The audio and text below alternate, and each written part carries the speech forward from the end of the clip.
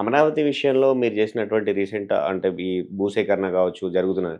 అంటే ఇంతకుముందు వైసీపీ అమరావతిని పక్కన పెట్టింది అనే దాంట్లో బాగా నెగటివిటీ అయింది. అది ఎలక్షన్‌లో రాజధాని లేదు అనే అంశం హ్మ్. చాలా స్పష్టంగా కనపడింది. కానీ ఇప్పుడు రాజధాని పనులు స్పీడప్ అవుతా ఉన్నాయి. ఇంకా భూసేకరణ చేస్తా ఉన్నారు అనంటే ఎందుకు మీలాంటి వాళ్ళు కూడా అడ్డుకుంటున్నారు? లేదంటే ఎందుకు దాని మీద విమర్శలు చేస్తా ఉన్నారు అంటే ఏం సమాధానం చెప్తారు?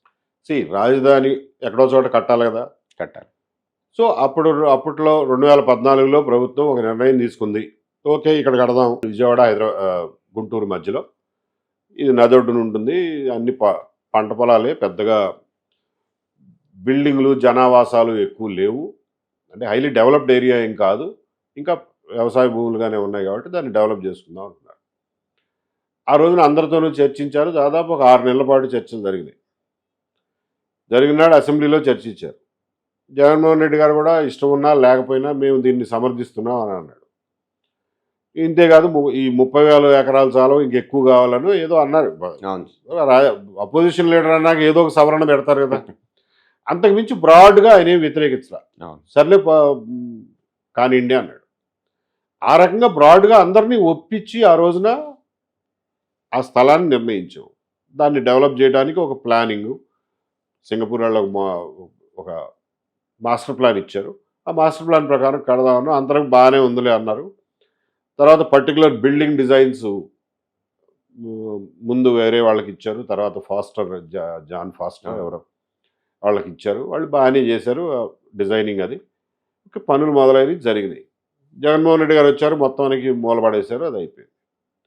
వీళ్ళు వచ్చిన తర్వాత అదే మాస్టర్ ప్లాన్ని ముందుకు తీసుకెళ్తామని అంటున్నారు. తీసుకెళ్ళాలి. రెండో విడత భూసేకరణ అనే విషయం అసలు ఎందుకు వచ్చింది మీ మైండ్లోకి చెప్పండి. ముందది అంటున్నాం.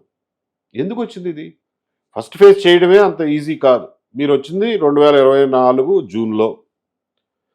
జూన్ నుంచి మీకు నవంబర్ వరకు వర్షాలు పడతాయి. ఆ సీజన్ పోయింది. వర్షాకాలం ఏం చేయలేరు. ఆ నవంబర్ నుంచి నెక్స్ట్ ఇయర్ మే వరకు మీకు పూర్తిగా ఒక 6 నెలల టైం ఉండింది. ఆ 6 నెలల టైంలో మీరు ఒక్క పని కూడా ముట్టుకోవాలి.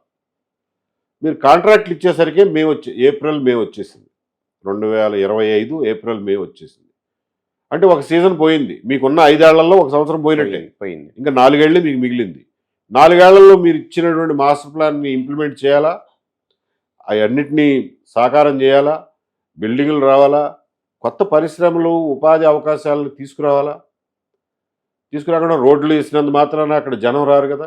జనం రాకపోతే రాజధాని ఎలా అవుతుంది? ఇవేమీ చేయకుండా వీటి గురించి కాన్సన్ట్రేట్ చేయాల్సింది పోయి మీరు రెండో విడత భూసేకరణ అంటున్నారు. ఎందుకు కావాలో చెప్పండి. మాకు ఎయిర్పోర్ట్ కావాలంటారా? ఎయిర్పోర్ట్ ఏంటి? పక్కన గన్నవరం ఎయిర్పోర్ట్ పెట్టుకుని ఇంకొక ఎయిర్పోర్ట్ ఏంటి? దానికి అసలు దానికి ఏదైనా సరైనటువంటి ఎక్స్ప్లెనేషన్ ఉందా? దాని అవసరం ఉందా? ఇవాళకి కూడా గన్నవరం ఎయిర్పోర్ట్ 6 ఏళ్ల నుంచి చేస్తున్నారు దాని టెర్మినల్ పెంచడానికి. ఇప్పటి వరకు కంప్లీట్ కాదు. 2 ఏళ్ల కిందట మొదలైన Vizag airport, GMR airport complete అవుతుంది. గన్నవరం ఎయిర్పోర్ట్ కంప్లీట్ కాదు. మనకున్నది సివిల్ ఏవియేషన్ మినిస్టర్ మనోడే, మన రాష్ట్రం నుంచి.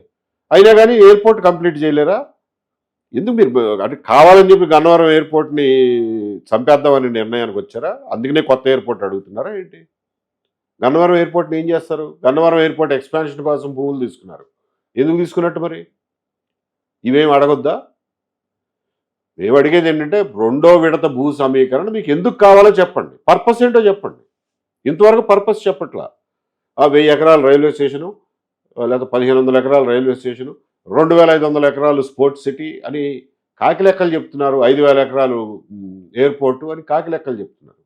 ఇందులో దేనికి ఒక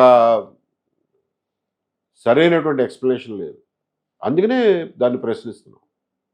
కానీ దానివల్ల అంటే అది డీపీఆర్ వస్తుంది, దాన్ని ప్రజల ముందు పెట్టాల్సింది, అవన్నీ చేస్తారు, చర్చిస్తారు. కానీ ఇప్పటి నుంచే అంటే అవసరం ఉంది అని ప్రభుత్వం భావిస్తున్న తరుణంలోనే మొదట్లోనే అడ్డుపుల్లే వేయడం వల్ల ఆల్రెడీ ఇప్పటికీ గతంలో ఉన్నటువంటి అమరావతి ఉద్యమంలో ఉన్న రైతులకు మళ్ళీ కొత్త ఆశలు వస్తాయి. అవును ఎందుకు అనే ఆలోచన వస్తాయి. అట్లాంటి నెగటివిటీ మళ్ళీ స్ప్రెడ్ అవుతుంది కదా. మీలాంటి వాళ్ళు కూడా ఇలా ఎందుకు మాట్లాడుతున్నట్టు అని. ఖచ్చితంగా మాట్లాడతామండి. ఎందుకనంటే అది రేపొద్దున మళ్ళా ప్రజలు ఇది కేవలం ఈ ప్రభుత్వంలో ఉన్న మనుషులకు సంబంధించింది కాదు, ప్రభుత్వానికి అంటే ఆంధ్రప్రదేశ్ రాష్ట్ర ప్రజల మొత్తానికి సంబంధించింది. మీరు ఇంకొక 20,000 ఎకరాలు 44,000 ఎకరాలు అంటున్నారు ఇంకా నెక్స్ట్ విడతలో. ఇంకో 44,000 ఎకరాలు మీరు తీసుకుని దాన్ని అది రాష్ట్రానికి గుదిబండలాగా మారితే దాన్ని ఎవడు సాల్వ్ చేయాలి? రేపు పొద్దున ఎవరు కట్టాలి ఆ డబ్బులు? మేమే 20 ఏళ్ళు అధికారంలో ఉంటాం, రెవెన్యూ జనరేట్ చేస్తాము అనేది వాళ్ళని. ఎట్లా చెప్తారండి? జగన్మోహన్ రెడ్డి గారు కూడా చెప్పేవాడు 30 ఏళ్ళు నేనే అధికారంలో ఉంటానండి. మీకు ఇచ్చింది అధికారం 5 ఏళ్ళు. 5 ఏళ్లలో ఏం చేయగలరో చెప్పండి ముందు. 5 ఏళ్లలో చేయాల్సింది చేసి చూపించండి. 5 ఏళ్ళు దాటి ముందుకు వెళ్ళే పనులు ఎప్పుడూ కూడా ప్రభుత్వాలు వాటంతట అవి నిర్ణయం తీసుకోవడానికి వాటికి హక్కు లేదు. అది ప్రజల ముందు పెట్టాలి, సార్వజనీయంగా కాన్సెన్సస్ తీసుకురావాలి, అందరితోనూ ఒక ఏకాభిప్రాయం తీసుకురావాలి. అన్ని ప్రతిపక్ష పార్టీలని, అన్ని పౌర సంఘాలని, ప్రజా సంఘాలని అందరినీ ఇన్వాల్వ్ చేయాలి. ఇన్వాల్వ్ చేసి అందరికీ ఒక ఏకాభిప్రాయం వచ్చినప్పుడు మాత్రమే మీరు 30 ఏళ్ళు 20 ఏళ్ళు పట్టే ప్రాజెక్టులు మీరు రూపొందించగలరు. కానీ అది సాధ్యమవుతుంది అంటారా? అందరి ఏకాభిప్రాయం అదొక్కటే మార్గం ప్రజాస్వామ్యంలో.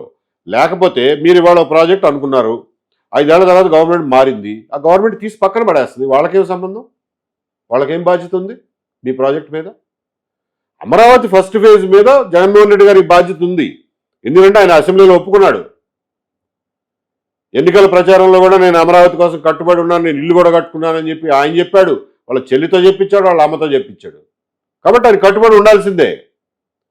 ఇవాళ మీరు ఎవరితోనూ మాట్లాడకుండా మీ టెన్యూర్, మీ మ్యాండేట్, మీ 5 ఇయర్స్ దాటి నిర్ణయాలు తీసుకుంటే వచ్చే ప్రభుత్వం ఆ నిర్ణయాలు కట్టుబడి ఉండాల్సినటువంటి బాధ్యత, నైతిక బాధ్యత వాళ్ళకి ఏముంది చెప్పండి. మీరు అన్నది కూడా పాయింటే, కానీ నైతిక బాధ్యతలు అని కాదు, నేను ముందు చూపుతో ఆలోచిస్తాను. గతంలో నేను సైబరాబాద్ విషయంలో మీ ముందు చూపుతో నేను ఏకీభవించాల్సిన అవసరం నాకేంటి? నా చూపు నాకుంటుంది. నీ ముందు చూపుతో నేను ఏకీభవించక్కర్లేదు కదా. నువ్వు ముందు కూర్చోబెట్టి మాట్లాడావా? గవర్నమెంట్ అన్నాక ఒకళ్ళే ఉంటారు, ఆ రోజున అపోజిషన్లో ఎవరో ఒకళ్ళు ఉంటారు, ప్రజా సంఘాలు ఉంటాయి, రకరకాల పొలిటికల్ పార్టీలు. మనం అవసరమైన నాడు రౌండ్ టేబుల్ కాన్ఫరెన్స్లు పెట్టాం కదా. అమరావతి వాళ్ళు పెట్టాం. అమరావతి విషయంలో కాదండి, మన ప్రత్యేక హోదా విషయంలో రౌండ్ టేబుల్ కాన్ఫరెన్స్లు పెట్టామా? పెట్టి ఒక ఏకాభిప్రాయం సాధించడానికి ట్రై చేసామా?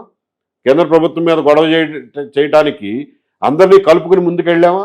దీనికి మరి ఎందుకు పెట్టట్లా రౌండ్ టేబుల్ కాన్ఫరెన్స్ కానీ, అందరితో అఖిలపక్ష సమావేశం కానీ? ఓపెన్గా చర్చించాలి కదా. అంటే దాని వెనుక ఏదైనా కుట్ర ఉందని మీరు? కుట్రని అంటలేదు, అది బాధ్యత, అది ఒక ప్రజాస్వామిక బాధ్యత ప్రభుత్వాలకి.